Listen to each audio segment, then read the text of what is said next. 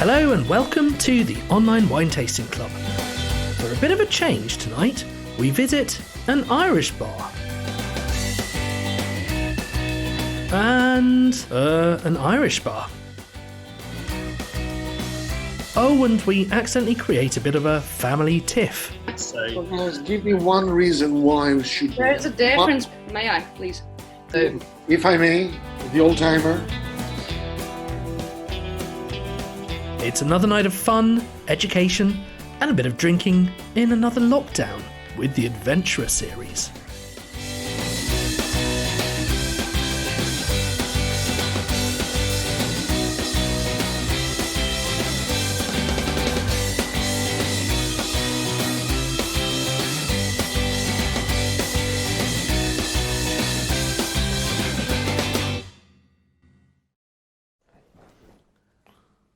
Okay, good evening and welcome to episode 2 of our Adventurers level.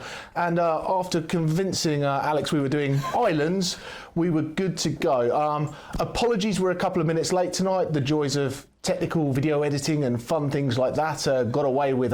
Alex likes to make things very, very pretty until the very last second. So we're there tonight. So we're doing island wines. Lots of interesting stuff, but I'm going to be a little upfront and honest with you at the beginning of this. We spoke to some really cool people, some really fun interviews, and therefore we have tried to jam-pack as much of this into tonight as it is. So there are a fair amount of videos this evening. There's a little bit of that going on. So drink along, have fun, but what we're going to do today is, while the videos are running, myself and Alex are going to get on the old laptop, get into Zoom, and we can live chat along with you a little bit so we can answer questions as we go. We're on a bit of a tour today though, aren't we? We certainly are, but before we get into that, I just got to go a quick apology because a couple of the videos I was still editing 2 minutes ago. So it's been we have a lovely gentleman in Pakistan who has been editing videos for us as well, all the way through the night, so that when I asked him to make a change this morning, he had just decided to go to bed and didn't wake up until 4:30. So apologies if anything doesn't go quite as smoothly as we'd like, but we are delighted to see you all. I think we'd better start going on the videos, but get your questions in the chat. Get your and wine on open. Q&A, get your wine open, wine number 1. Yeah, we're going to start off with just a little tour of what we're doing tonight. Ireland. Green hills, shamrocks, folk music and a traditional pub with a pint of Guinness. To be honest, I wasn't aware it made that much in the way of wine, but on the Adventurer series, we like to dive deeper. And it turns out there are wineries using grapes like Solaris and Rondo, which thrive. Alex, we're talking about islands, not islands. Come on, mate. Ah, right. So, islands. Let's go a bit further south. What I guess we're talking about is islands where the geography and microclimate has a big effect on the character of the wine, and that is really quite an interesting topic. So many islands are famous for wine: Santorini, Sicily, Lanzarote, Tasmania, Corsica, Madeira. Sadly, we can't visit them all, but we've picked out some interesting ones that will give you a taste of what islands have to offer, and what makes them so different. By nature of how they came about, islands that are big enough to make wine often tend to be extreme. There has to be something fairly dramatic going on geologically to create and then preserve an island and any of the life that could live on it. The mainlands usually build up layers and layers of organic material over millennia, which forms the layer of topsoil on which pretty much every plant depends. But with unstable and constantly shifting soil, islands often lack that. The incredible force that creates islands is pretty much always volcanic or tectonic, as continental plates slide under or against each other. If not literally formed by volcanoes, many islands are created by the bedrock being thrust out of the sea, resulting in layers or strata of rock tilted at quite ridiculous angles. The geography is laid bare right in front of you. This is a story of natural resilience, how plants have to evolve to get what they need to survive. Tonight, we will talk about wines from vines which are literally hundreds of years old. and have coped with everything from drought, war, cataclysmic volcanic eruptions to earthquakes, as well as more modern challenges like climate change and commercial pressure. We will also talk about wines from vines that have, frankly, no right to exist without human ingenuity, exposed to the hot sun with little rainfall in the summer and blasted by salt-laden winds. Plants like grapevines need to be modified or trained to cope with these extremes. They struggle, which makes for fewer grapes, and that makes wine more expensive and difficult. But as you'll hear, the vines sometimes develop their own defences, and the conditions can even help protect them against diseases and predators. We will be tasting some of the most natural organic wines around, also some of the most ancient and authentic, sitting on their own roots, not grafted onto American ones. There is lots for us to be getting our teeth into, so buckle up and get ready for some seriously interesting wines.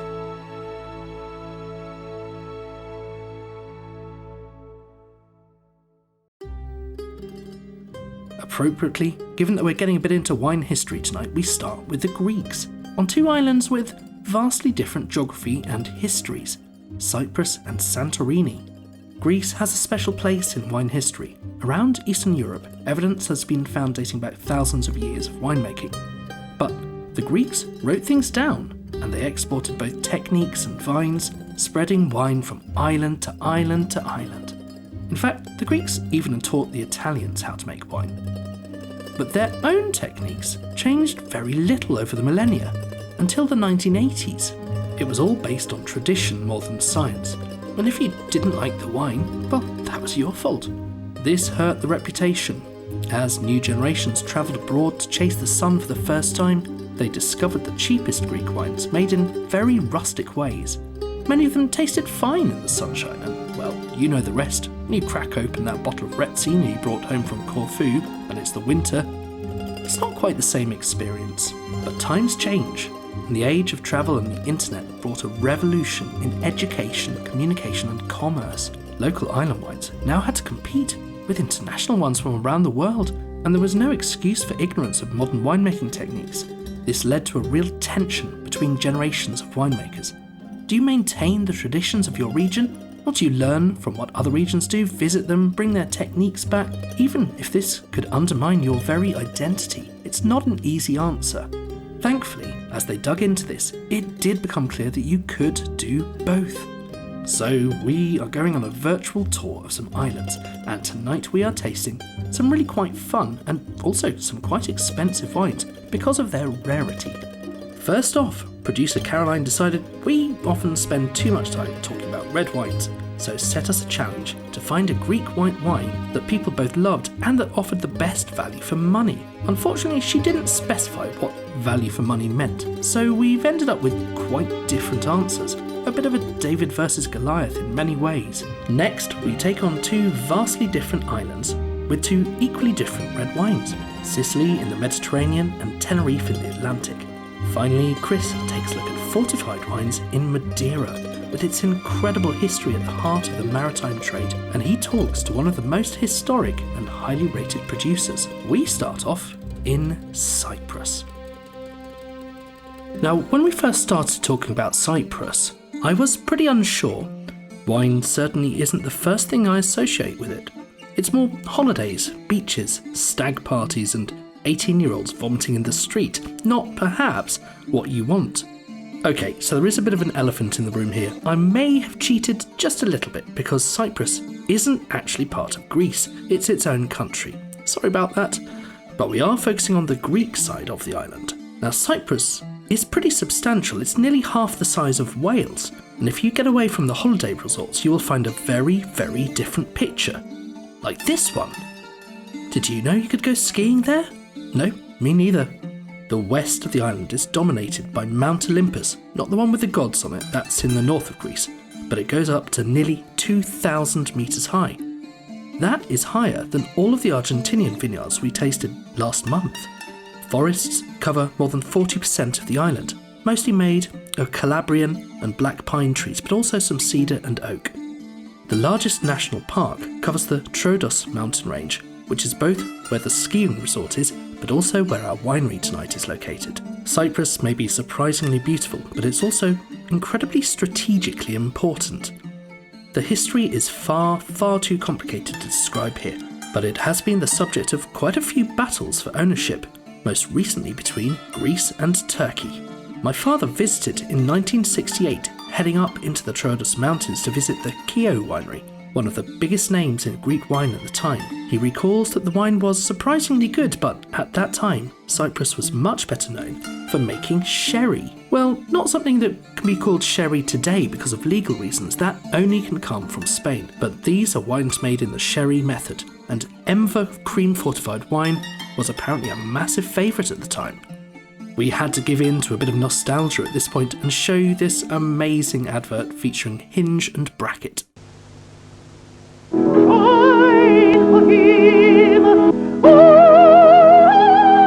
You sound in need of lubrication. Lubrication there? I am no Morris Minor. No, but something rich, warming, Emva cream, perhaps? Emva cream, delicious. I feel I could hit a topsy and hold it for hours. Well, don't expect me to accompany you. Oh, no, dear. I mean, for the high seas, I should choose a sailor. Emva Cream Cyprus Sherry, by appointment to the upper bracket. Now, Cyprus is far, far closer to Turkey than Greece as the crow flies.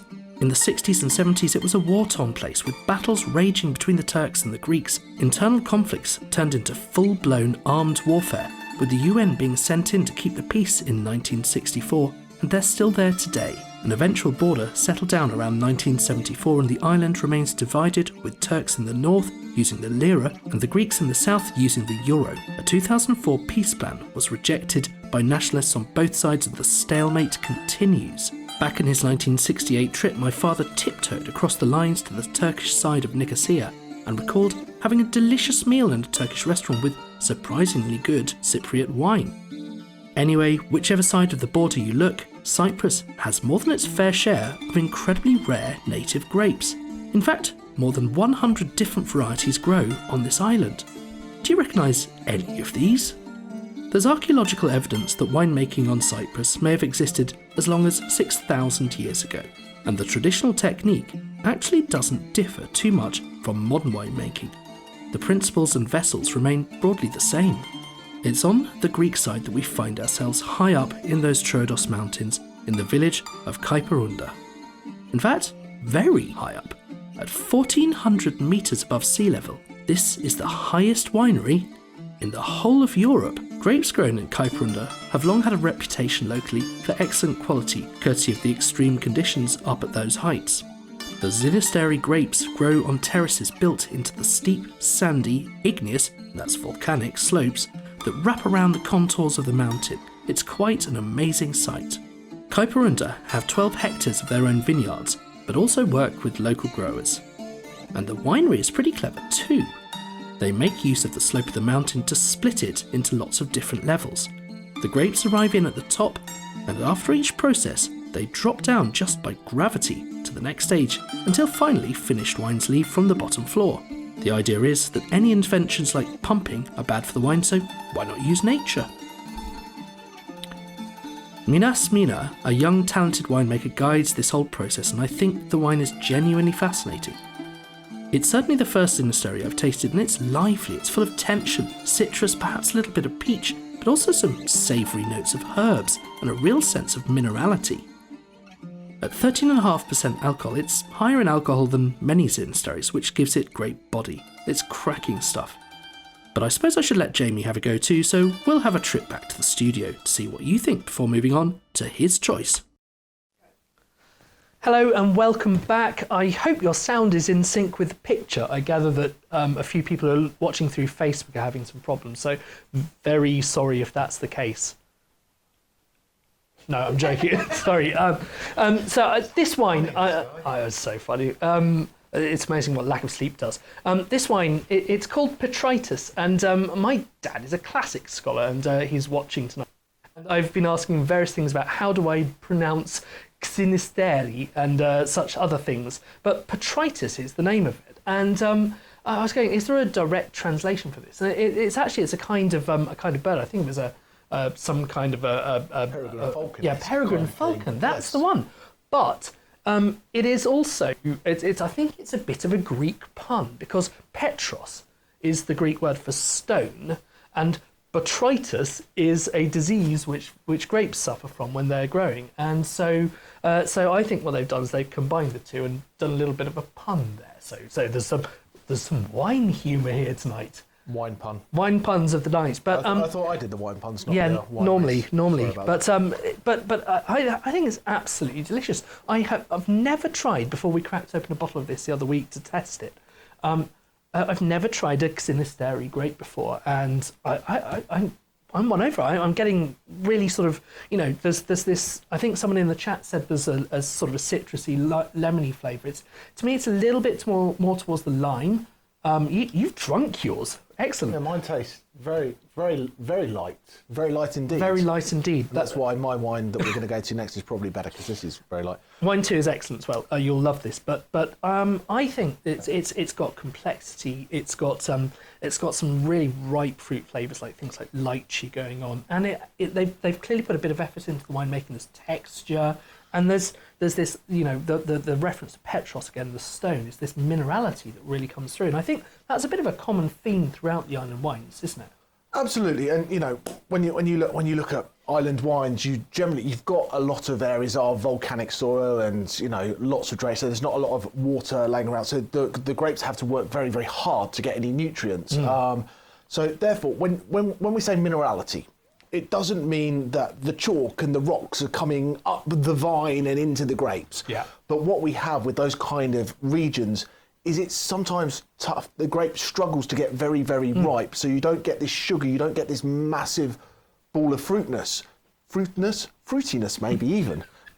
You'd never tell her we've been I have a new word every day. Yeah, Word every day. But anyway, so what you get is you get this mineral feeling. And it's the same way that people go, oh, you can't say minerality because there's no minerals in grapes. Yeah. There's no lemons in this, and there's no lychees in this either. No. It's grapes, and this is kind of the flavours you get.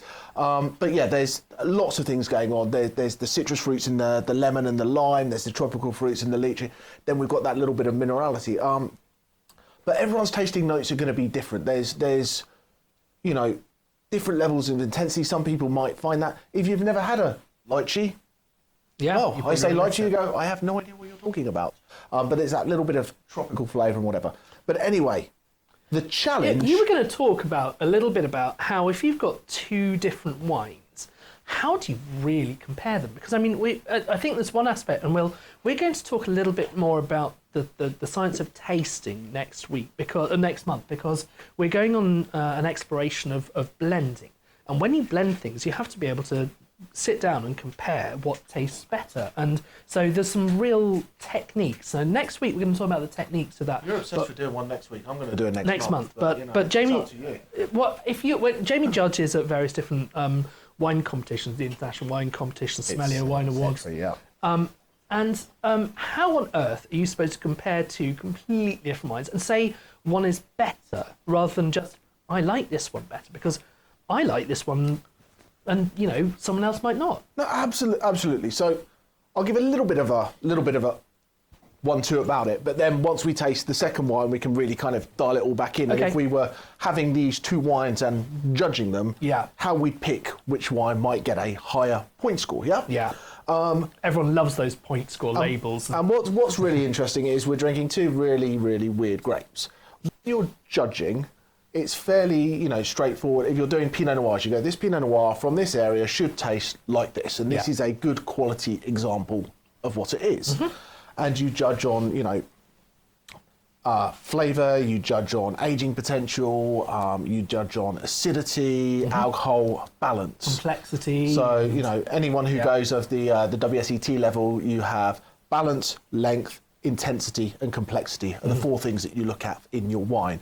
And if the wine has all those in balance, I think is the most important one, you can rate your wine as outstanding, and then you can give it a certain number of points. So when it comes to balance, I mean, we talk about this a lot, but in terms of, don't ever let either of us try to surf by the looks of it. But balance means one characteristic of the wine's flavour dominating over the others. And it's a hard one to define because it's like it's a bit of a someone once described to me as like looking at a sewer. You don't notice it when it all works because you don't notice balance because nothing is standing out.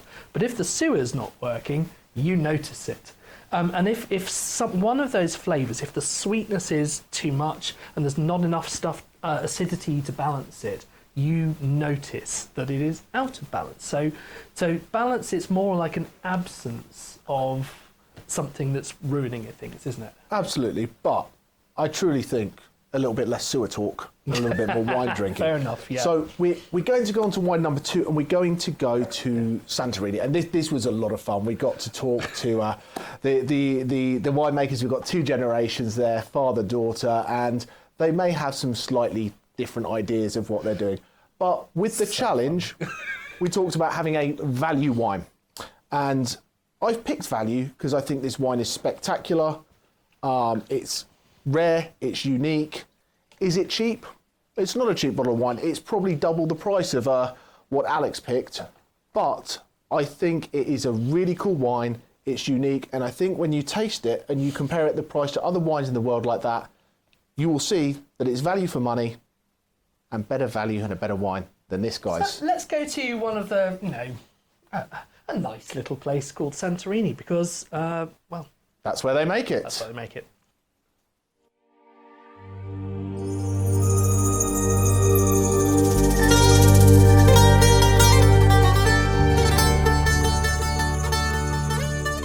Santorini, or THIRA as it's officially known, is the southernmost island of the Cyclades. The remnants of an active volcano, this is a perilous place. It's the site of one of the largest volcanic eruptions in recorded history. 3,600 years ago, a huge part of the island went boom, creating a vast tsunami that led to the destruction of the Minoan civilization on Crete. All that remained of the island after this crater was formed was 3/4 of the outer rim, but the volcano is still active today. Now, you probably already know that it's, well, one of the prettier parts of the world, which is why more than 2 million tourists visit it every year, even though it's 15% smaller than Milton Keynes. And it has a population only just larger than that of our little town, Tring. The buildings perched on the steep sides of the volcano rim, all painted in white and surrounded by blue-roofed churches, are an iconic sight, and the hotels charge top rates for these incredible views. It produces perhaps the most popular Greek wines in the whole world. They sell out pretty much every year and have cult-like status. One grape is the king here, Assyrtiko. You can't even call a dry wine Santorini unless it's at least 75% made from that grape. Assyrtiko wines have bright flavours, bracing acidity and incredible salinity coming from the salty sea breeze. We'll talk more about that later, but this makes it a simply incredible wine to pair with food. Acidity and salt, what more could you want? And yet the sun leads to incredibly ripe fruit flavours. It's like a Puligny Montrachet turned up to 11. While the island might be everything a tourist could want, it's pretty much everything that a grape doesn't. The vines must cope with struggles from earth, wind, sea and fire, so are woven and trained to grow around in baskets called coulores, keeping the grapes close to the ground and protecting them from the strong winds and providing shade. Without this, they shrivel up and die in days. This is one of the most fiddly and intricate pruning and training techniques in the world, but it's absolutely essential, and it helps these vines grow to incredible ages. Santorini has been described as the Jurassic Park of the vine world. Because of the high levels of sulfur and low levels of potassium, unlike pretty much every part of the world, the island has stayed free of the dreaded bug phylloxera, so are entirely authentic. They use their own roots, not American roots brought in and grafted on just for their resistance to the damage that this insect causes. Elsewhere in Europe, all of the old vines were wiped out in the late 1800s. There's real history here, but yet, when you can build a hotel and charge £1,000 a night for a room, growing some low-yielding vines on your land may not seem like the best business plan. This led to terrible destruction of these irreplaceable specimens. Thankfully, changes to planning regulations have helped stop this, and rising prices and reputation of Santorini wines haven't hurt at all either. Now, the ancient roots have some quite other amazing properties. They go so deep down into the ash and broken up rock, searching for all the scarce water and nutrients that they need, that they find it. Vineyard managers barely need to do anything. Many of these vines are hundreds of years old and perfectly healthy.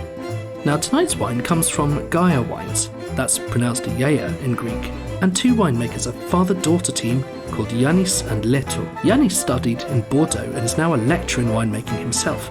He's one of the pioneers of what was a completely new generation of winemakers on Santorini, creating a revolution in techniques and bringing in new technologies. One of his crazier techniques is to take hundreds of bottles of his wine, one called Talasitis, put them in cages and then dunk them under the sea to age them for several years.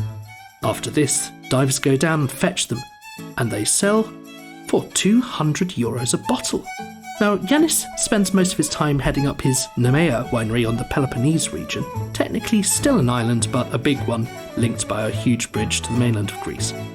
His daughter Leto, who studied biochemistry in Britain, now does much of the work in the Santorini winery and represents yet another new generation of incredibly talented Greek winemakers who have their own ideas about where to go and are not at all scared of challenging preconceptions, as you'll see.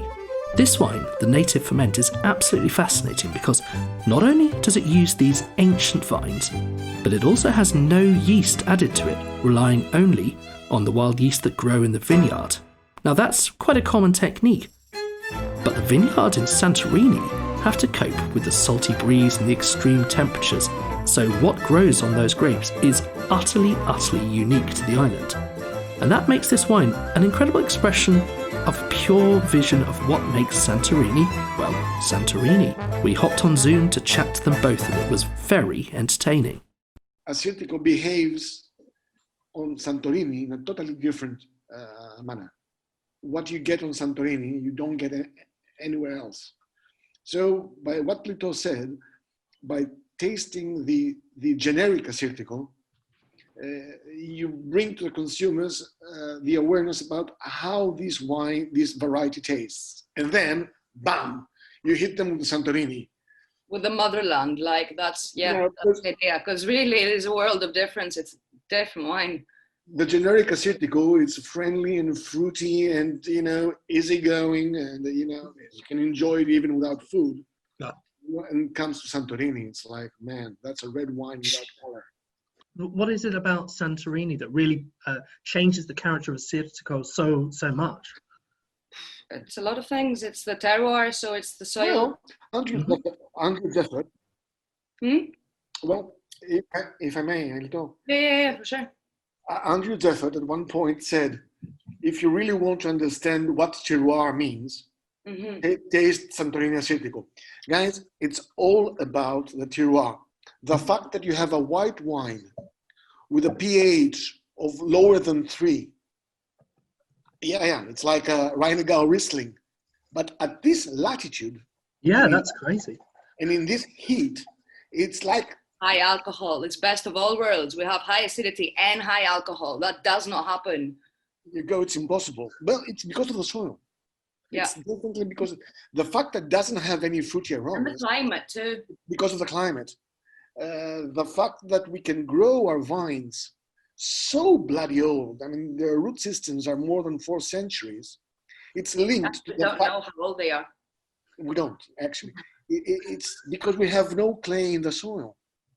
The fact that we have very, very low yield, thus a huge concentration, it is because we have, again, no clay and we cannot build up water reserves that would sustain higher yields. So everything, the taste, the structure, the high acidity, the lack of fruit. And the sea. So it's like the kind of salty, kind of like saline in a way. So, and it's because it's a tiny island and it's very, very windy most of the time. So you get literal like sea water blown onto the grapes, and we don't wash our grapes before we do anything to them because that'd be catastrophic. So anything that's on the grapes just goes straight into the press, straight into the vats, and salt is in that too. How do you think your winemaking has changed? Because obviously, I'm sorry, Yanis. I know my beloved daughter is quite chatty. This is one of the reasons that I love her so dearly. Stop it.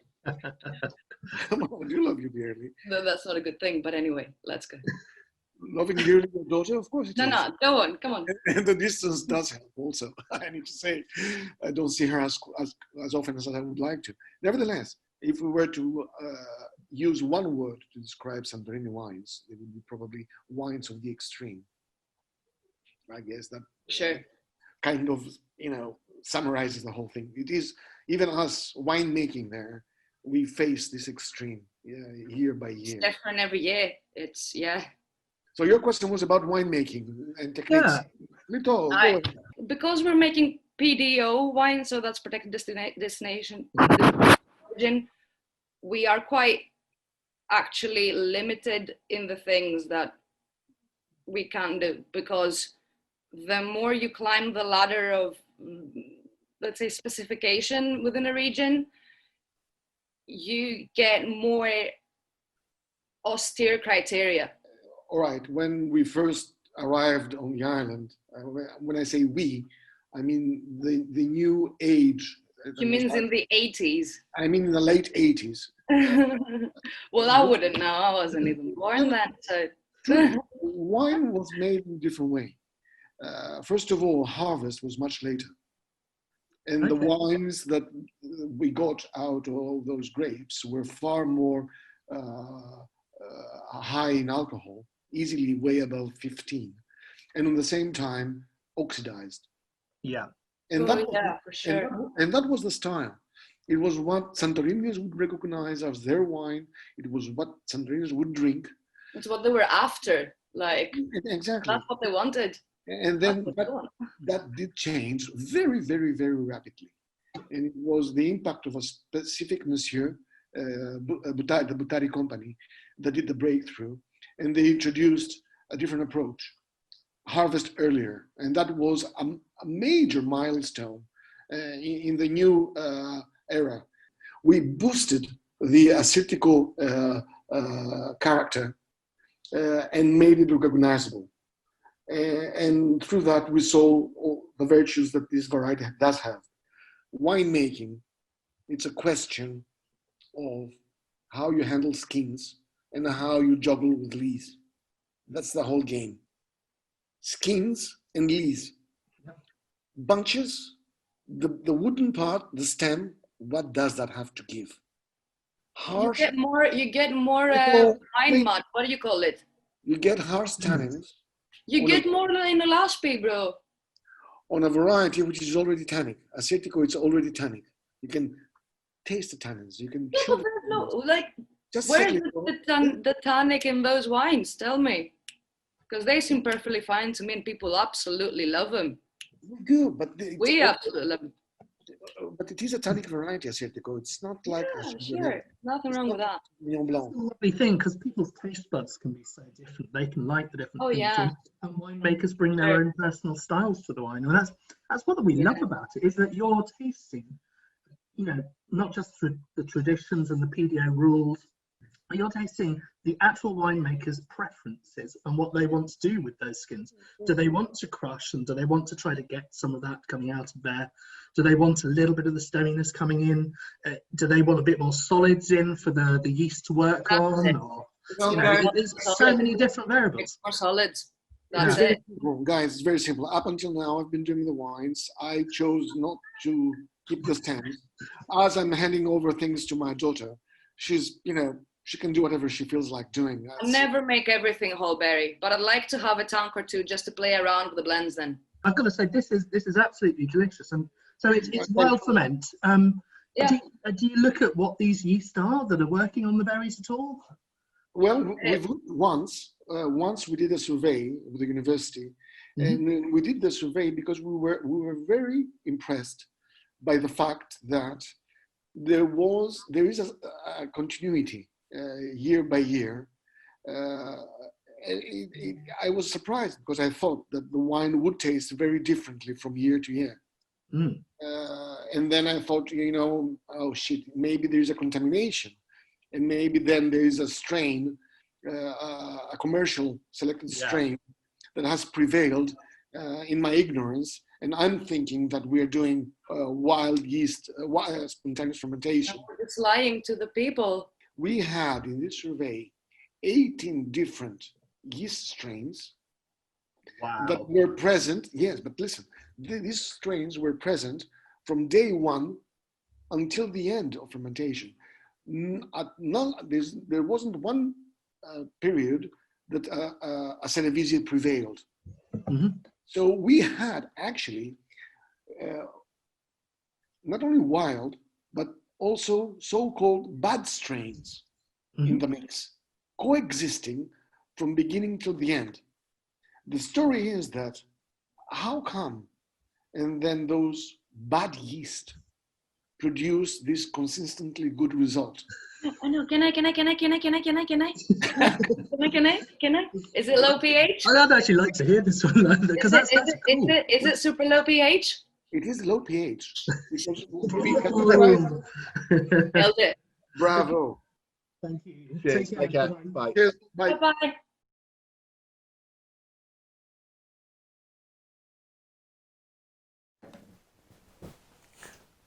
So, welcome back. Can I? No.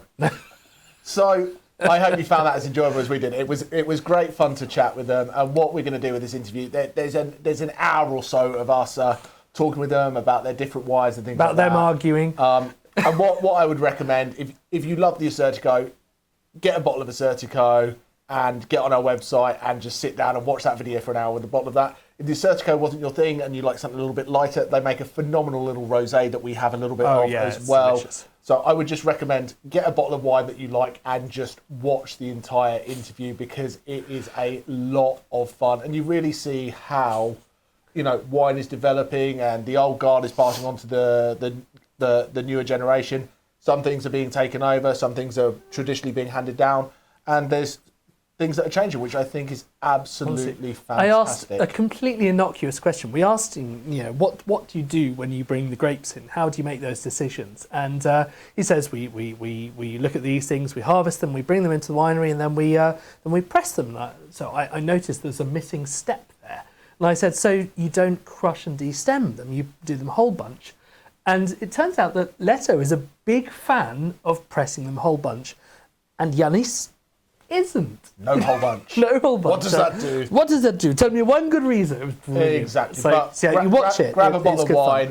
We're going to get it up online once we've edited a couple of bits between the beginning and the end. We should probably put their entry-level Assertico on as well because it is great. So they do entry-level Assertico. That's beautiful. They've got the wild ferment, which is kind of it's not cheap. All the prices will come up at the end, but I'll just let you know for these two so you can have a comparison. The whole thing about all wild ferment wines that I've ever tried is that they are more polarizing and more divisive than any other wines that I've ever tried. It's apart from perhaps like the sort of the pure, natural wine kind of things. But the thing about them is that this particular wine is an expression of yeast that only grow on Santorini, growing in soil that only exists on Santorini, with a vine that only can exist on Santorini. And that is cool. Like, whatever you think of the wine, at least you've tried it. It's an amazing thing to try. And it's unique, and you can't make this somewhere else. You can make similar Pinot Noirs in different places. You similar can make Chardonnay. similar Cabernets, whatever you like. Yeah.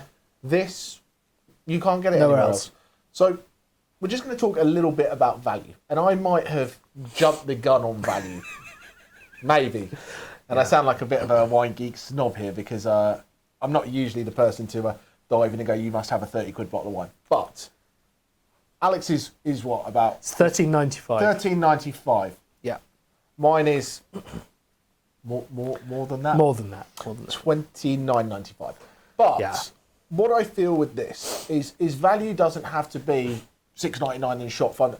Value isn't about the price tag. Value is about the love and the labour and the intensity that goes into a wine. And the rarity. And absolutely, the rarity. And I really think that if you love this wine, and knock on the head whether it's Assertico or it's Greek or whatever it is, if you think this wine is phenomenal, people will happily pay 30, 40, 50 quid for a Grand Cru Chablis, if not more, or a Premier Cru Pinot Noir or a Napa Valley Cabernet. But sometimes these lesser known wines and these lesser known grapes, for some reason people go, well, oh, it's a Greek wine. Why would I Yeah. spend 30 quid on a Greek wine? Well, but it's inherently biased by take- the things that we've been talking about, like the people coming back from holidays with that Retzina and going, oh my God, it's awful. But you've It's got not to like that you've got to anymore. take that out of the equation, what it is and where it comes from. You go, look what's in the glass, Yeah. and you go, wow, I think it's really cool.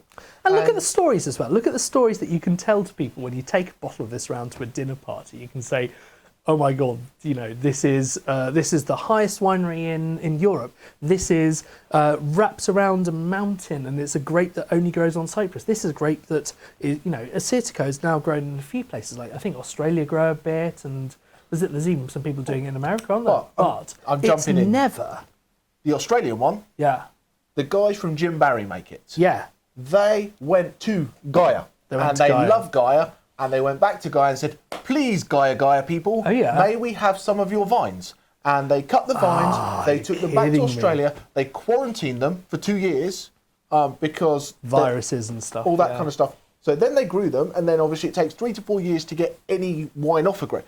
So they liked it so much, they were willing to invest a 10-year, well, no, even longer than that, because they brought it back and then they had to propagate the vines Yep. to have enough to make a vineyard.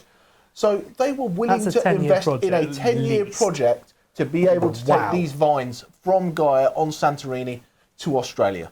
And that's also a cool wine as well. That is also a cool. It is also a cool, but Yeah. it sits in the same Well, price point. That's it. See, that's what it's about. It's about the experience. It's about the stories. You know, you can go from the supermarket and have a chilled night out. But so look, we've got lots and lots of cool wines to cover, and I'm out of wine.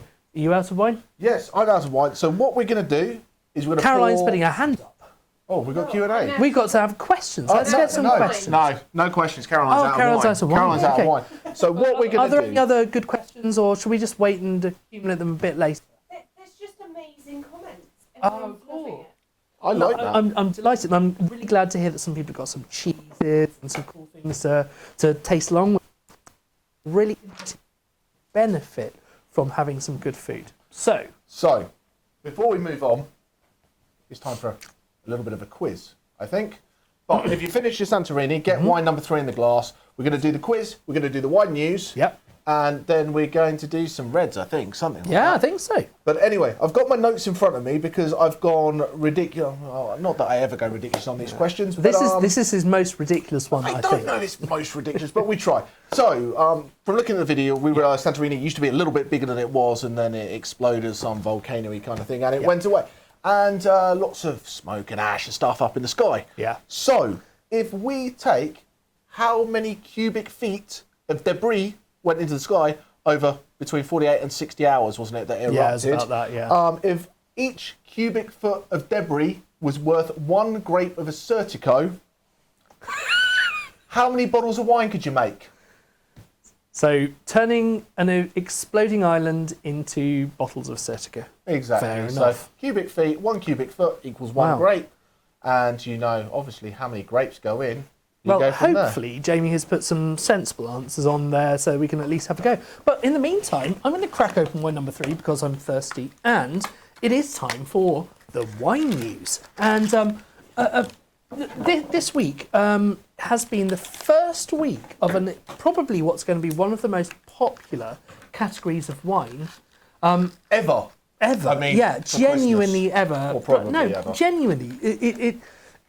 So what they've done is they've combined 2 things which a lot of people like these days, which is rosé wines, really popular, or every celebrity's got one now. I don't. You're not a celebrity, are you? Yet. Never will be. And Prosecco. So they've got a rosé Prosecco, and people are queuing up to buy this stuff. And it'll be in every supermarket this Christmas. First time it's allowed. How do they make a white grape into a rosé? So the line is there's lots of pink sparkling wines out there. There's Italian pink sparkling wines. There's lots of them, but they've finally got a designation in Prosecco to be allowed to do it. A couple of ways you can make rosé wine. The one that we generally talk about is you leave the red grapes a little bit of skin contact. That gives the colour. These guys chuck a bit of Pinot Noir in. So you're allowed to put 10 to 15% of Pinot Noir in, and once again, that's the limits because of the rules and regulations for it to be a Prosecco in that region. The rest has to be Galera, which is the grape, and then they've got to ferment it for a certain amount of time. And that's the rules. But the Pinot Noir doesn't even have to come from the Prosecco region. So a lot of the ones are getting it from Venezia, from Venice sort of region. But they're either getting it from that or a little bit further south because you get a little bit more colour. You get more colour from that. So it depends where they're trying to play in that, if they're looking for that very light pink or that kind of slightly darker pink. So you're going to see not all rosé Proseccos will be created equal, No. but it's now available. It's now available. Coming to a good shop near you, maybe. Very soon. On a more serious note, I think the whole world's been trying to deal with the reality of the realization that things that happened in private and were outrageous have suddenly just come out. The dam has burst, and the stories like Harvey Weinstein's exploits have been awful. And it turns out that the same thing has been going on in the wine world. Now, in the wine world, there are two education streams. There's the Court of Master Sommeliers and there's the Institute of the Master of Wine. And they're broadly speaking quite similar. You have to be bloody good with your wine knowledge and your tasting, don't you? Absolutely. For either of them.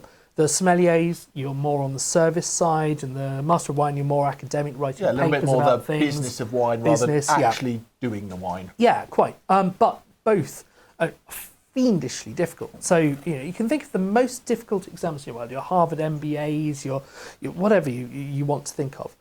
There's They're like practically English nothing. GCSE. They're like English GCSE compared to both of these. If anyone's got a Harvard MBA, I'm nice. But seriously, there are only about. I think there are about 500 MWs in the world now because actually, courtesy of lockdown, a bunch of people got it this year. We got 16 a few weeks ago. Yeah, exactly. But the Court of Master Sommeliers process differs from the MW. The MW, it's all anonymised exam results and tasting results and papers, and it has to be anonymised. Whereas in the Court of Master Sommeliers, it's a personal recommendation and it's more of a mentorship. More of a mentorship. You go up, you taste with people, in the master's level, the advanced level. You go up, you have those people kind of get in and guide you as to how to get to your next level. And I've been very lucky to taste with some absolutely phenomenal people who have got me to the stage that I'm at today.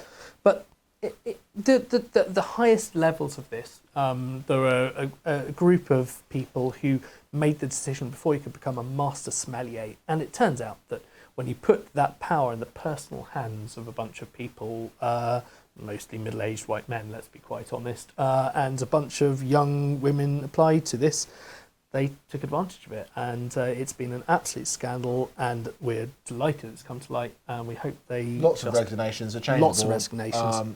And the Court of Master Sommeliers America needs a rethink from top to bottom. Yeah. This is just the American division so far. Absolutely. So it doesn't take away from the skill set you have to be able to pass these exams, but the way people have been able to get to the island and the fact that you think ideal. about the people who are excluded from it because of that. That's what's I think outrageous to me, as well as the the obvious thing. But yeah, I'm hopefully we can move on as an industry now and address this elephant in the room and make things better. Absolutely. On a lighter note, oh yes, we should have one more wine. We've talked a little bit about skin contact, but how much skin contact should you have? I'm going to leave it at that. Let's leave it at that. So yeah, and it's a brilliant label. People are going to talk about bit that. Of Canadian wine. Why not? Let's keep everyone. Canadians do make great wine. They don't have to rely on funny labels, but that is quite funny. Makes my day. Yeah. But do you think we should get into a little video about our next wine? And then in fact, this is about the next two wines, so there's not much of a break in it. But feel free, if you've got two glasses, crack them open next to each other and do a bit of a comparison. Again, very different wines, but also there are some similarities. And I'll be interested to know what you guys think. Give the fourth wine a good swish around in the glass. Get lots of air into it before you get it in your mouth. And I think they're both really cool. And my choice was the number 3, which is a Nero d'Avola, value wine. A value wine, but it's great. It's great. I mean, honestly, it's from Sicily. It's Nero d'Avola. It's full of licorice and lots of flavours like that, cherry and things. But tell me about your wine. My wine is a Negremol. So we're down in Tenerife. And Tenerife's cool. Once again, I got all excited in my interview with Juan Jesus. He makes great wine. Doesn't speak great English, so his daughter had the decency to join us on a Zoom call at 6:30 in the morning in Canada to join us and do a little translation for the tasting. They did a beautiful little presentation for us, and this is another one. If you love it, we'll have the whole lot up. If you hate it, you'll online. hate it. If you love the interview will be up online on the YouTube channel, and it's going to be really cool. But yeah, we've got a Jesus who turns things into wine. Imagine that. But once again, we had a great interview. So it's not the shortest thing, but we're here. We'll be in the chat, and let us know what you like. Thank you. Perfect. Enjoy. The Italians call Sicily l'Isola del Vino, or the Island of Wine, because of how much it makes. In fact, they regularly make as much wine as the whole of Australia. Now, compared to mainland Italy, it feels like a different country. Hotter, slower, crazier, and quite a lot more dangerous. Driving in Sicily, lanes are more like guidelines than rules, and cars either drive at 10 or 100, there's no in between. Thanks to films like The Godfather, we are all aware of its connection with the mafia, horses' heads and all that. The culture is also quite proudly different. It's closer to Africa than it is to the cities of northern Italy. Steep slopes, terraces and young, mineral-rich soil means there's plenty for wines to enjoy but also to struggle with. And it's vines that struggle that make the best wine. Now, you're never far from the sea in Sicily. It's windy, it's dry and it's hot, with winds blowing in from the Sahara. Previously occupied by the Greeks and, before that, a tribe called the Sicily, hence the name, winemaking has been here as long as there have been people. In 2017, 6,000-year-old clay jars were found in caves and, of course, they had wine in them. Homer even mentions Sicilian wines in the Odyssey. Odysseus beats the Cyclops partly by getting him drunk. For years, Sicily was famed for Marsala wines. Now that's not chicken tikka, but strong fortified wines, a little bit like Madeira, where we go on our island tasting later this week. But now, more than 80% of what Sicily makes is what's euphemistically known as bulk wine that doesn't even get bottled. The grape Catarato is the most widely planted on the island, so much so that it's actually second only to Sangiovese in the whole of Italy. Some of it is pretty bad, but some of it is excellent too. The rest of Europe has sent huge subsidies to the region for decades, and a small portion of it managed to avoid getting into the hands of the mafia. Today, there are encouraging signs that the money has really started to make an impact, as winemakers are starting to work with experts from other regions to understand the strengths of the grapes that grow on the island and the real possibilities of the soil and the altitude. Yes, for an island, Sicily has an incredibly diverse range of terroirs. In the west, near the capital city of Palermo, things are flatter and vineyards are quite traditional, but go east and it's defined by Mount Etna, an active volcano. When I visited and stayed in a village on its slopes, it was in the process of erupting, which is slightly intimidating, but very pretty at night. Now, if you planted a vineyard to take advantage of that great soil, you're rolling the dice, as if it erupts and your vineyard's in the way, well, your yield might be a little bit lower for the next 100 years or so. Because of that hot, dry Saharan air, the vines manage to stay free of many of the diseases that affect vines. And that has helped Sicily start to migrate its vineyards to being fully organic, as one of these organic wines we're featuring tonight, from Colomba Bianca, one of the largest organic producers in Europe. Their winery is located in the heat of the southwest of the island, where those ancient jars were found. Founded 50 years ago, they are one of Sicily's many cooperatives, and that's groups of vineyards and wineries that come together to share equipment and expertise to help get the costs down. Because of this, many produce pretty low quality wine. Local wine for local people perhaps, but there's no inherent reason they can't make delicious stuff, and Colomba Bianca do, especially for the price. And that is why they're one of the fastest growing wineries on Sicily. Their policy of supporting and paying their grower members fairly, novel as that sounds, plus making high quality wines that can sell internationally, means growers have flocked to join this cooperative. The numbers are genuinely impossible to believe. They now have more than 2,400 different growers and a simply bonkers 7,500 hectares of vineyards, ranging from sea level to 600 metres up, and with practically every grape variety grown on Sicily. That's just a number, so we wanted to help visualise that. Going a bit closer to home, Denbies, was for many years England's largest vineyard. You can even take a tour on its own wine train. Well, here's how that compares to all the vineyards in the whole of the UK. And now, here's how that compares to Colomba Bianca alone. They cover more than 3 times the area under vine in the whole of our country.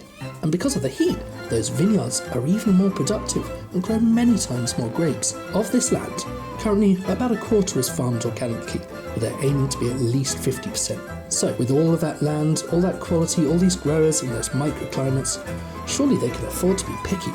That's all well and good, but how does it translate into the glass?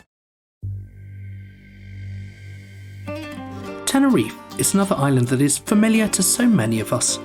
It's a long way from the islands that we visited in the Mediterranean, nearly down near the equator, which gives it unique, year-long good weather. But for those who managed to escape their resorts and the water parks on the Costa Adeje and dared to travel up into the volcanoes, well, they will have had a treat, because it is an astonishing, otherworldly environment. Near the top of Mount THIRA, you really could be on Mars. In fact, this is where NASA have tested their robots which headed to Mars. It's even been a filming site for Mad Max, Planet of the Apes and Star Wars. It really is quite something. Travelling further on to the northern coast of the island, as you drop down out of the desert at the top of the mountains caused by a rain shadow, yes, I got to use that one again, suddenly you find yourself in lush prehistoric forests.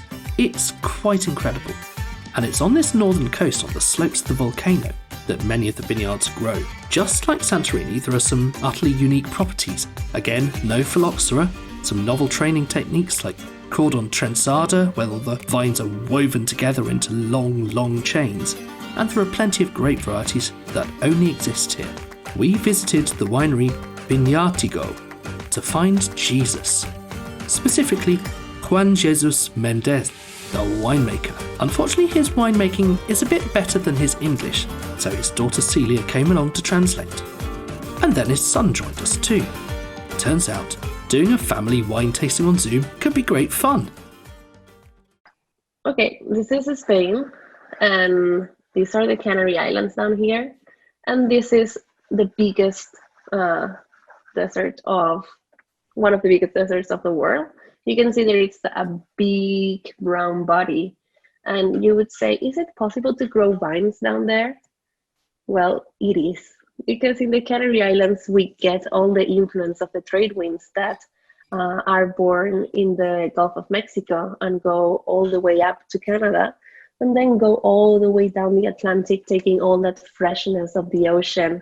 So when they arrive to the Canary Islands, in some of the islands, they don't really stop, they just go by because there aren't big geological accidents. But in the island where we are, which is Tenerife, right here, we have the highest peak of Spain, which is Volcano Teide.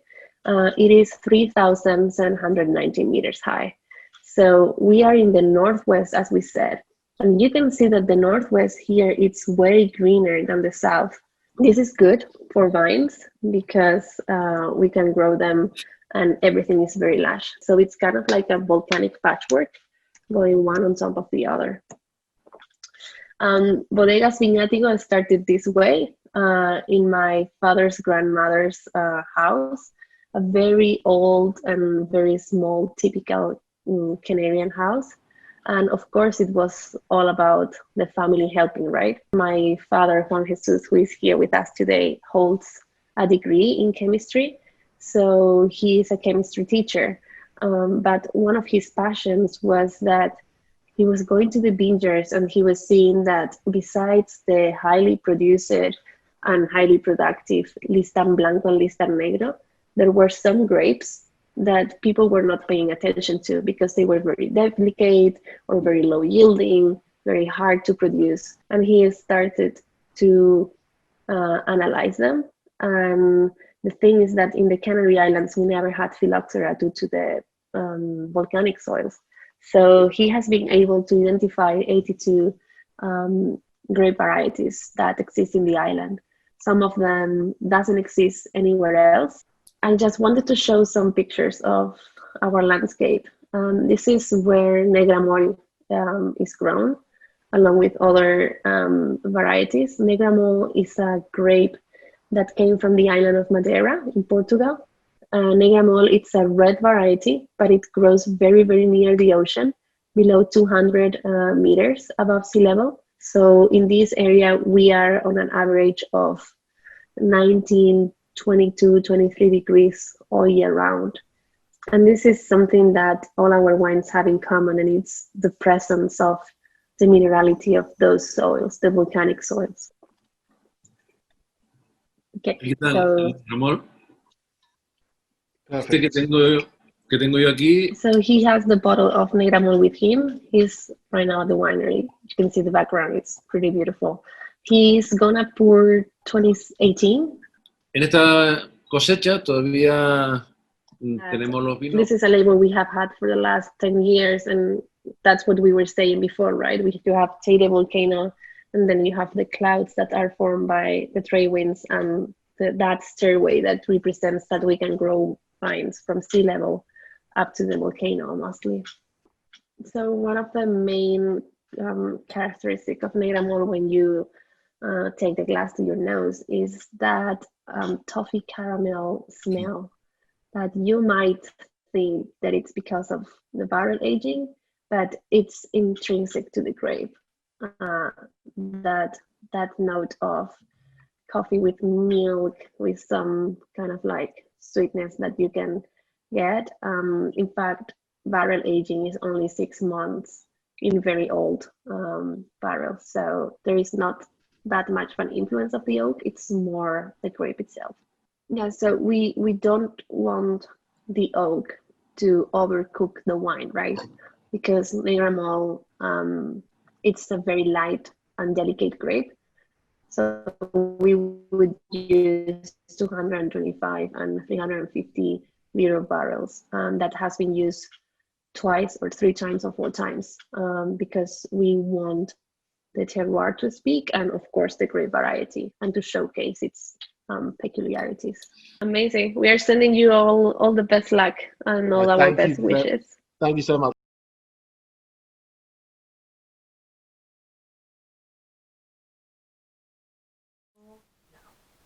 Well, welcome back.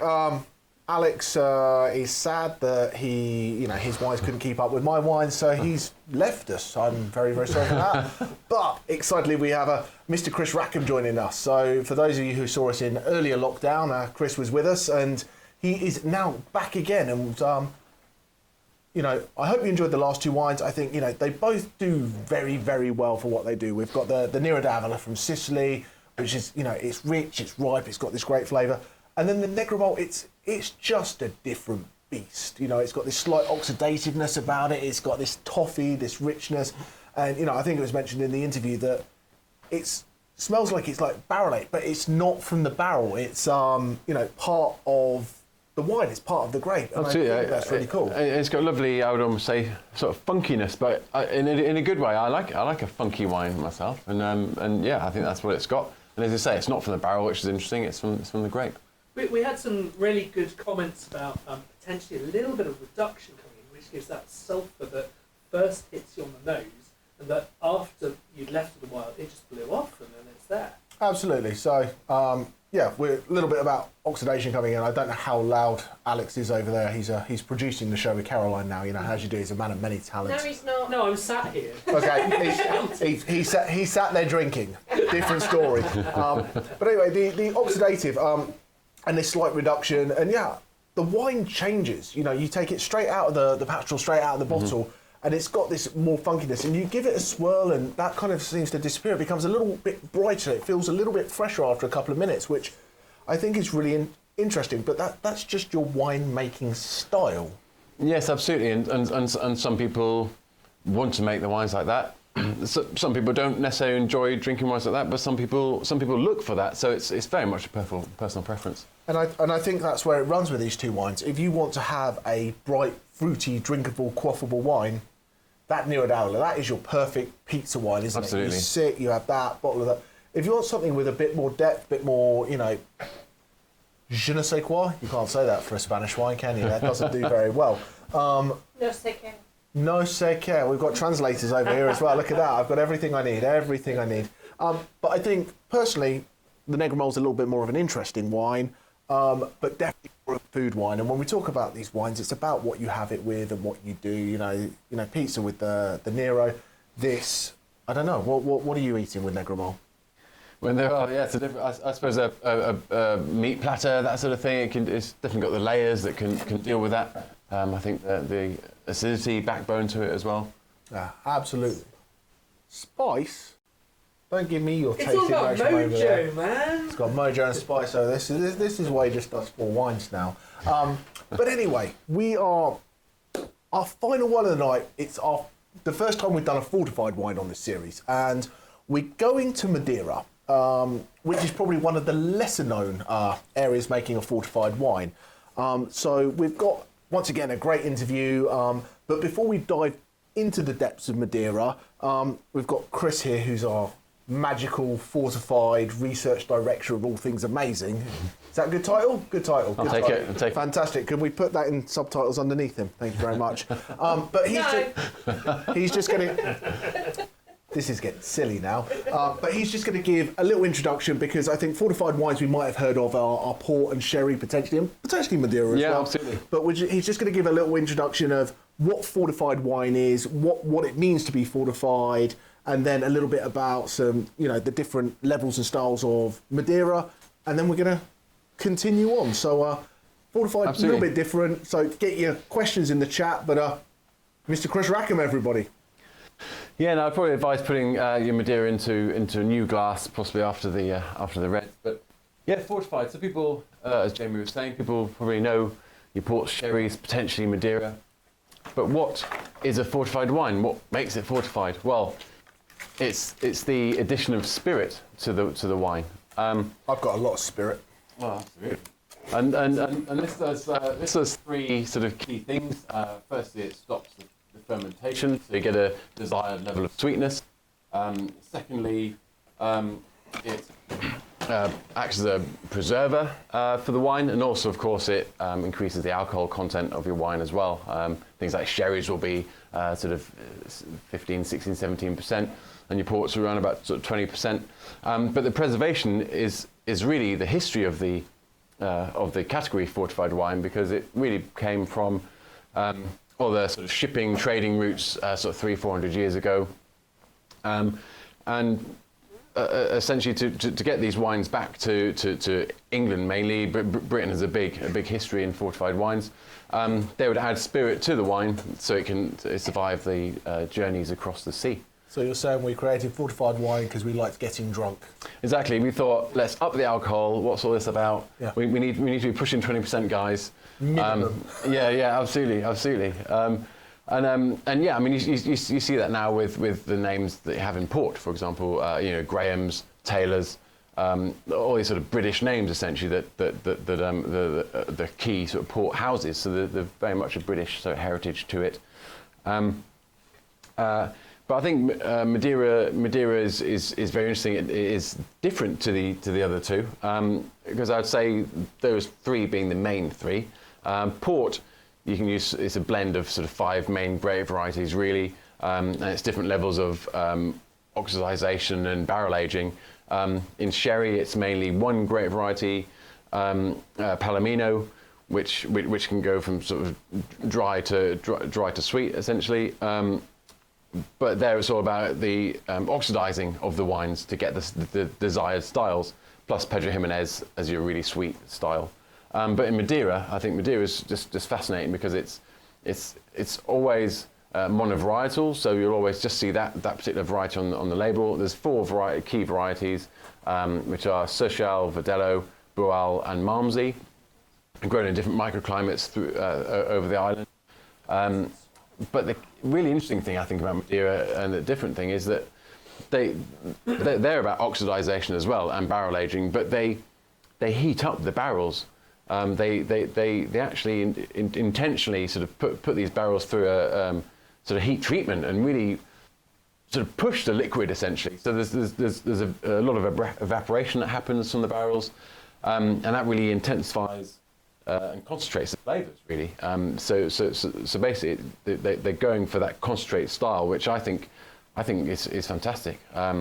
But does that mean then they're taking these grapes, you're saying, and they're oxidising them, they're heating them up, they're leaving them for a long time out in the sunshine. So really, everything you shouldn't do to a wine. Everything you shouldn't do to wine, yes, absolutely. And just, sorry, because this, I've done a little bit, but just to clarify, I'm wincing over here. you said these, the winemaker over there is very sad, that's why we got him far, far away. But the Cercial, the Verdelho and things like that, so do they make different flavours, or is it kind of like a dry to sweet kind of thing, or...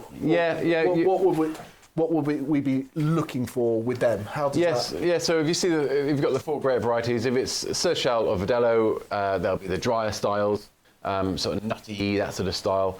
And then the Boal and Malmsey are sweeter, you're getting much more sort of fig, raisin, and things with those styles. Plus then you've got the different levels of aging.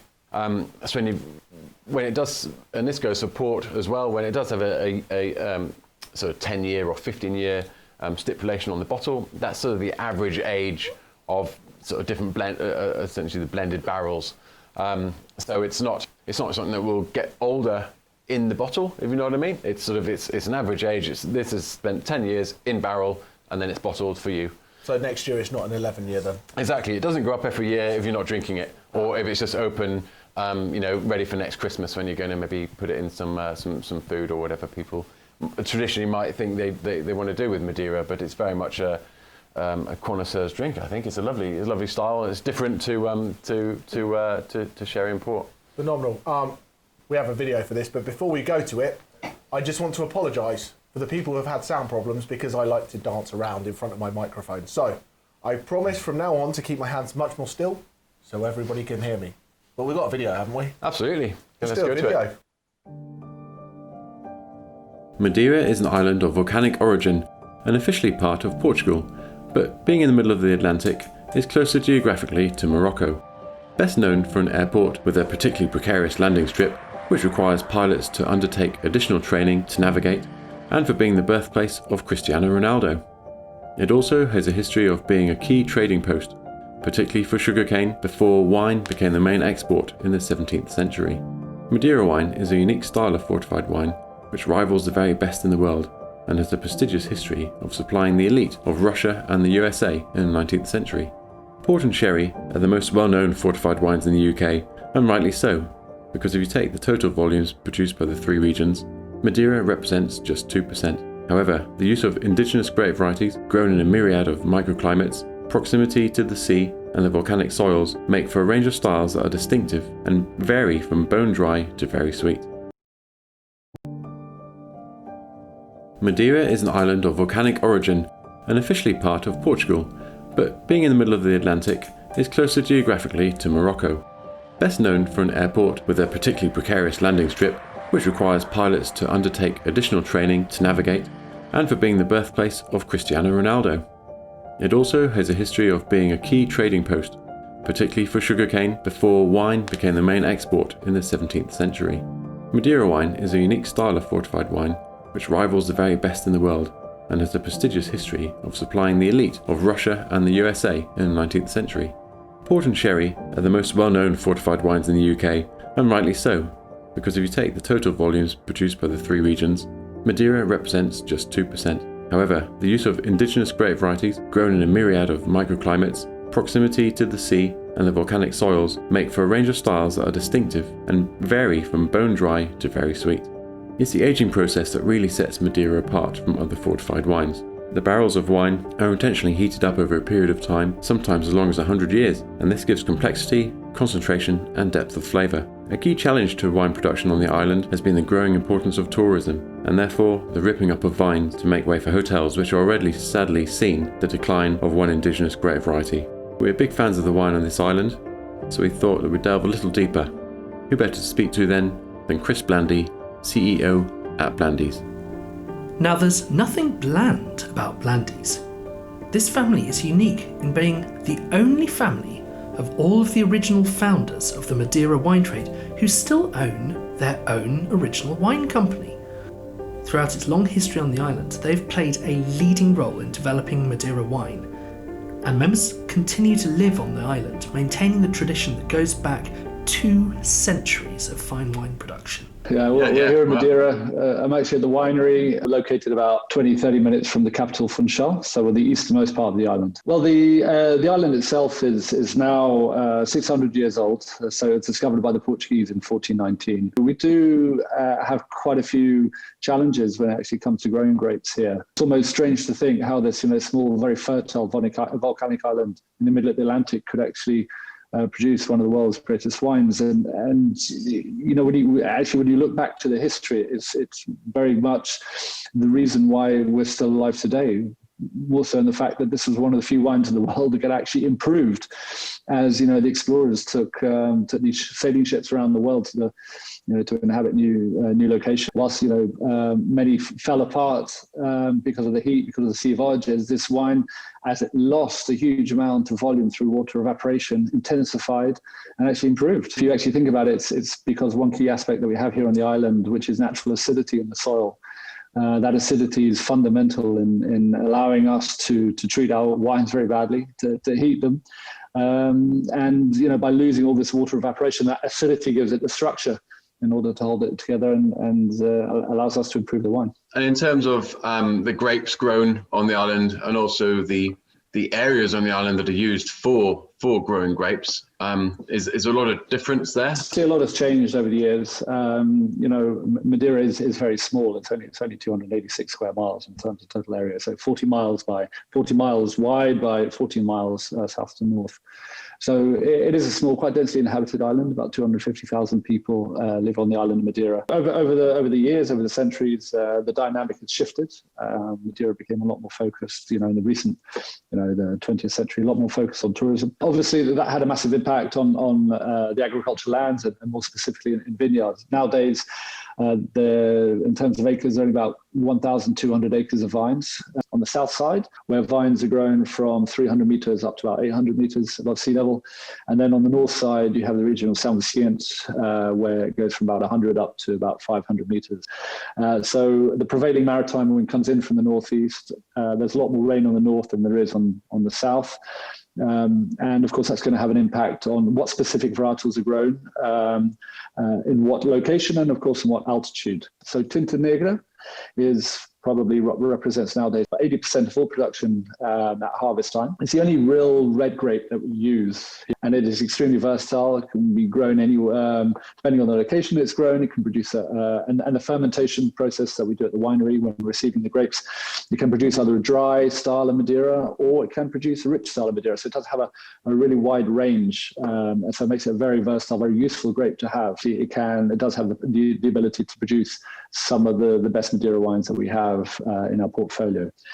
That's one side. Then we have the 5 classical white varietals, and they're grown very much in accordance to what they're most adapted to. So Social is the drier style. It can be produced actually high up on the south coast, about 800 meters above sea level, where the vines are grown at ankle height.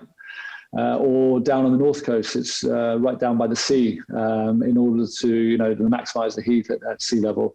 Mm-hmm. So you have a lot of maritime influence on the Social that comes from the north coast. The Verdelho again can be grown on the north coast, slightly higher up. That's the medium dry Madeira. The medium rich is the Boal. I'd say about 100% of the Boal is grown on the south coast, and the majority in the region of Calheta on the southwest. So that's the medium rich. And then, of course, finally, of the 4 main white varietals, you have the Malmsey, which is the richer style, found predominantly on the northeast at about 300 meters above sea level. Finally, you do have the iconic, almost unicorn varietal called Tichentij, which you can hardly find anymore. As soon as we joined the European Union, there's a huge amount of money came in for construction. And so all the beautiful vineyards on the sea, on the south coast, were ripped up, and hotels and residential units were built there instead. Tell me a little bit more about you guys, your history. So the first Blandy to come out here to the island was John Blandy back in the early 19th century. Came out at a time where the wine business was actually booming. And he quickly established the company. So he arrived in 1807, established the company in 1811, and ever since then, he didn't stay still. He must have been a fascinating man. He went from being a wine shipper to becoming one of the most important British men here in Madeira. As I mentioned right at the beginning, Madeira wine is all about heating. It's one of those amazing wines that you can actually heat and it improves. And that's very much going to determine the house style of each of the producers. And we have here your 10-year-old Malmsey. So tell us a little bit about that, please, if you may. Yeah, so Malmsey, I think especially in the UK is most widely recognised of the Madeira varietals. I've done experimentation with this, and I've actually had this with a grilled T-bone steak with some chips and caramelised onions. Sure. And it's amazing how well it works, because all this kind of spiciness, sugar, caramelised notes to it actually work really well with the caramelised onions. But this is your classic after dinner drink, either with a dessert or by itself, or even with a cigar. So on the aromas, you do have a lot more of this kind of, the orange peel, the kind of Madeira honey cake, raisins, lovely spiciness to it as well. Yeah. Maybe, fig, stewed fig as well. That acidity is absolutely fundamental. And that acidity is great because it really balances out that initial dose of sugar that you get on the beginning of the palate. And then that acidity kicks in and just gives it beautiful freshness and really, really good length as well. Yeah, fantastic. I think that's, I think this sort of stands apart from a lot of other fortified. Certainly the Malmsey is a very different style, as you say, really versatile. You can still have that with cheeses and cured meats as well. Thanks so much for joining us, and I appreciate you going through in detail about Madeira and about Blandies. Cheers and happy Christmas. So we're back, and Alex isn't, so what can you do? So we hope you've had a nice little trip into some fortified wine, into some little Madeira. There's been some absolutely fantastic questions in the chat, so we're going to kind of get through as many of these as we can. First things first, people were talking about what the indigenous varieties were, whether, Verdelho's grown elsewhere and all that kind of stuff. So I'm going to hand over to our man here, and he will let you know these things. So Verdelho, just there or anywhere else? Verdelho, it's an indigenous grape variety, and it's not related to any other varieties of similar names that you do get around the world. So it's not a Verdelho. Exactly. It is as it is. But interestingly, the previous wine we tried, which was had polarizing opinions, the red, the Negramol. Polarizing, it was either good or it was great, yeah? Yeah. Oh, that's what I mean. Absolutely. that grape variety actually is indigenous to Madeira as well, but it's called Tinta Negra Mole, and that just shows really the impact of these trade shipping routes that obviously sort of 300 or 400 years ago, and how the spread of these grapes did spread throughout these islands. Absolutely. It's diving back, and we talked about Tenerife and indigenous grapes. And, if you look the full interview, they say they don't really have any indigenous grapes, but, the French bought something, the Italian bought something, the Spanish conquerors bought something. Absolutely. The English, because we've always liked to have a good island, haven't we? Well, we didn't bring anything, so that's why we did fortified wines, because we didn't do anything. But that's what Tenerife is. And there's a lot of grapes that do have synonyms and are grown around the world, and they're the same things. But the one time it says Verdelho and you think it should be something that's there, there is one other kind of very, very old school grape on Madeira that they make very little, called Torrentes. Yeah. It sounds very like Torrontes, but nothing to do with the Argentinian grape. What else do we have? We had a little bit of food pairing question, Jess? We did. So we went, pork goes with Stilton. Yeah. Manzanilla goes with olives. Yeah. What does Madeira go with? Oh, Madeira. Ribeye steak. So, Madeira, once again, you go up all the different styles. So a Sercial isn't a million miles away from a Manzanilla or a Fino style sherry. Yeah, absolutely. But if we talk a little bit about the one we have in front of us, there was a mention of, would this go very well with a curry? And I see where that comes from. I see where that comes from, because that's, when you have something that's a little bit lighter, a little bit sweeter, that would go very well. If you had like a chicken korma that's got that like coconutty thing. Sure. The flavour, I think, is right. But what happens when you have a spicy food is it exacerbates the alcohol. So when you've got something at 19, 20% and you have it, if you had it with a very light, mild curry, Yeah, you possibly. could probably get away with it. But anything with any kind of like high level of spice, it's just going to blow the alcohol out of the water, and it's not going to be there. So, what are we having with this? Yeah, I mean it's Curry. That's one question. Well, that's Do it. they go with hot curry? No. No. It's No, I think we can agree. I think we can agree. Just said. That's what I just said. They're just drinking, aren't they? They really are just They're not listening drinking. anymore. They're on the chat. Can you put something in the chat? Anyway. Fantastic. But back to the unfortunately, actual, mild curry, just about. Hot curry, not so much. Alex and Caroline are no longer allowed to drink along during the tastings. This is adventurers level. This is meant to be serious wine. What are you guys up to? Anyway, sorry, we've got a new host here. Little bit of respect. Thank you. Anyway, my apologies for you watching at home. Anyway, what are we having this? Well, I think there's no surprise that probably Madeira and fortified wines are big at Christmas time, and I think this one would be an after dinner. Wine, something with mince pies, like a sort of savoury, sort of dried fruit, sort of thing. Maybe even possibly even a panforte. Yeah, from Italy. That'd be lovely. Leave it out for Santa. Santa will be very happy if you leave this out, especially in my household. Absolutely. Absolutely. But no, it's been an absolute pleasure. I hope you've enjoyed that, and I'm sorry about our producing team in the back end. They're being a bit ridiculous this evening, but what can you do? So just to give you a heads up of what's coming up. Next month we are diving into doing Rhone Rangers on our Adventures series. So we're going to take a little tour of...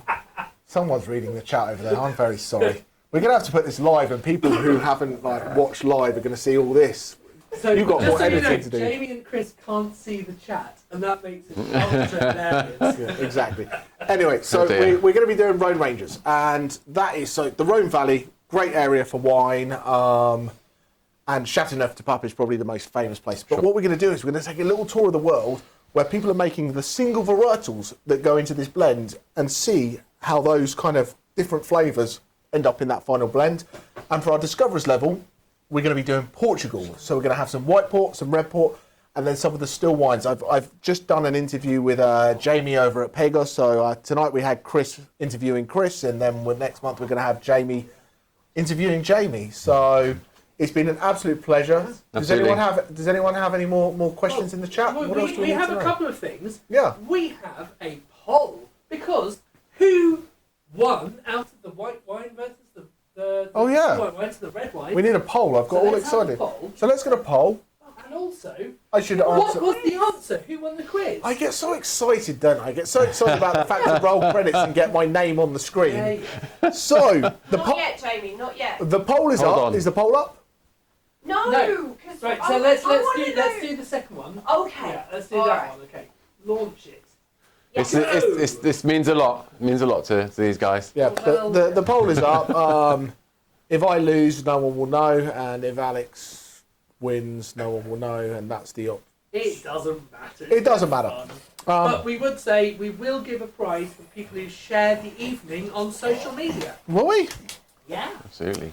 Okay, and the answer for the amount of debris, and we looked at a little video, and the video was I got the value in Japanese houses, and I thought it needed to be more wine related, and I don't know why that was on the video, how many Japanese houses were in the debris, but the answer for bottles of wine is, look at my notes, I can't read here, 50 million. So we would have 50 million bottles of wine for the amount of debris if each cubic foot was one Assyrtiko grape.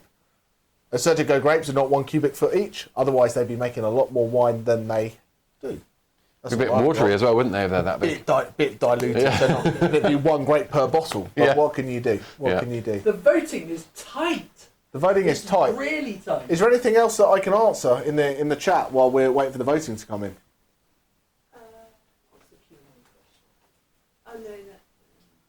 Why do people use their feet to stomp Oh, grapes? why do people use their feet? So, obviously, back in the day, people would use their feet because there was no other technology to do it. So they'd use their feet, and it was very gravity fed that they'd stamp, and it would run out, and it would go drop down. And Now, some people still use their feet, and it's, you know, it's very kind of like small production, garage wines, that kind of stuff. You know, and some people do it just for tradition, and it kind of looks cool, and people get involved. It's gentle as well. It's very gentle. Well, depending. If I go in, it's probably less gentle, but what can you do? But, you know, right now, you know, if people are doing it, there's a lot of sanitising rule. People are sanitising their feet to go in. Otherwise, native yeast might become a problem. Yes, absolutely. There's a tourism aspect to it now. But these people making wine, small production. You can't make a decent amount of wine doing it with your feet. No, and they've got to make product. They've got to make money, and that means mechanising it really, and getting it out there, and you know that's how it is. I think that's covered beautifully. Another question: why are these red wines? Why do they seem to have slightly lower tannins than many that we featured? Ooh, that's a very good question. Something to think. No, I've got to think now. I'm just throwing things at me with no prep time. So I feel with these, the lower tannins, where we're looking at, we're at slightly warmer places. So when a place is a little bit warmer, you get a little bit more ripeness, a little bit more sugar. So therefore, the tannins become a little bit more integrated. There's one magical word that I could use for that, and that would be balance. So you probably got a decent level of tannins in there, but because you've got this ripeness and richness of the grapes. So if we talk about the red with the Nero d'Avola, all the way down in Sicily, very warm, yes, absolutely, very warm. So you've got that, and then the Negremol has got, you know, it's got a couple of years of age at 2018, so it's developed a little bit, and it's got more of those tertiary flavours that therefore it balances the tannins out. So it's not they have less tannins. They seem less tannic because of the balance. Wait, another quick one. What is used to fortify Madeira? Grape spirits. Grape spirit, yeah. So brandy kind of Absolutely. Yeah. So what you do is the wine gets to a certain level of alcohol, and it depends, you know, kind of the style you want. So if you want a drier style, you'll let it ferment longer, so you get a higher ABV to start with, so you add less brandy to fortify. Yep. If you want a sweeter style, you'll stop the fermentation early, because what happens, yeast doesn't like to get much more above 15%, Mr. Winemaker? About that, yeah. 15%. And after that, you know, there's some things, you know, some super yeast that go longer, but the yeast will die at that point. So next question, last question. How do we make sure the wine doesn't get oxidized in our sachets? How do we make sure? We don't. We hope for the best. Well, the good thing about Madeira... No, is that not the answer? Oh, sorry. Well, the Madeira's already oxidised. The Madeira's oxidised. Oh, but the other one... So we're all good. So anyway, so we have a process that when we put the wine in, we blanket it with CO2, so no oxygen gets into there. And then as the wine goes into the sachet, we have a nitrogen injection that flushes the oxygen out. So there's no oxygen in the bag as it comes in, and there's no oxygen on the wine as it's going through the system. Another great question, just to finish off the evening, which is... You guys have left it late to ask any questions. Yeah, the questions have come in a thick and fast. They've been having too much fun chatting. I know they have. Too much fun with the wines, that's good. Or they want to talk to Chris. What's the best wine for finishing up your Christmas dinner? Because I've got to say, I think that one's pretty good. That's pretty solid. Finish. Yeah. Either that or sod the wine and drink a bottle of whiskey. Depends how your Christmas has gone. I think fortified wines and dessert wines don't get the love that they deserve. Absolutely. And you know, they need to get a little bit more love. So I think something like this, you can sit and you can sip it, and the world is a good place. So I think this, at the end, Chris is creating some phenomenal Christmas boxes and some Christmas tastings. We've got a Christmas tasting on the website, so if you want to try our stuff, that'd be absolutely great. Yeah, you get to try a beautiful Sauternes wine. We've got Sauterne, a port, a Puy Fumé, so there's some really, really cool stuff in that. And that box you can buy from us, send it to whoever you want. And myself, Alex, will probably get Chris involved, are going to create a pre-recorded tasting video. So if you want to sit and do a wine tasting on Christmas Day and have us in your house, will be there. Bring Would everyone you together. like to know the results? Would you like to know the results? Yes, okay, fine. I've not seen, usually I see them and I can do that. Okay, what do we got? The favourite white wine. Favourite white wine What do you is... think? So I think that it will be the Cypriot one because people will be shied away from the 30 quid price and it's more drinkable. You're wrong. Did I win? You Wrong. By how much? Jamie. A significant By how much? It doesn't matter. 53%. 53 versus 37 with a tie at 9. Oh, there And we for are. the Reds, This is exciting. Did I win again? No. So the 10 quid Damn bottle of squib. wine beat the 30 quid bottle Yeah. of wine. that's the one. By a significant amount. But, No. yeah, no, not really. 2% is not significant. It's not Brexit, mate. Hey, it's not Biden Trump either, but the wine of the night. Wine of the night. This there is what's a really massive, important. massive winner. And that is? Madeira.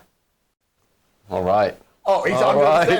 Chris is in there. I'm out of here. Yeah, Chris has now retired from Online Wine Tasting Club with a 100% record. Done. The Sam Allardyce of Online Wine Can I Tasting Club. just say, though, the absolute winner of the night is the Online Wine Tasting Club because 100% of people had a good time. I think that's great. That's amazing. Well, and that's what it's all about. On that really. note, give us a shout. Get some more tastings in. We're here. But can we say? Roll credits. Roll credits. Almost. Almost. Our producer got so excited. We'll do credits in there. now. Oh, we'll try again. Roll Roll credits. credits.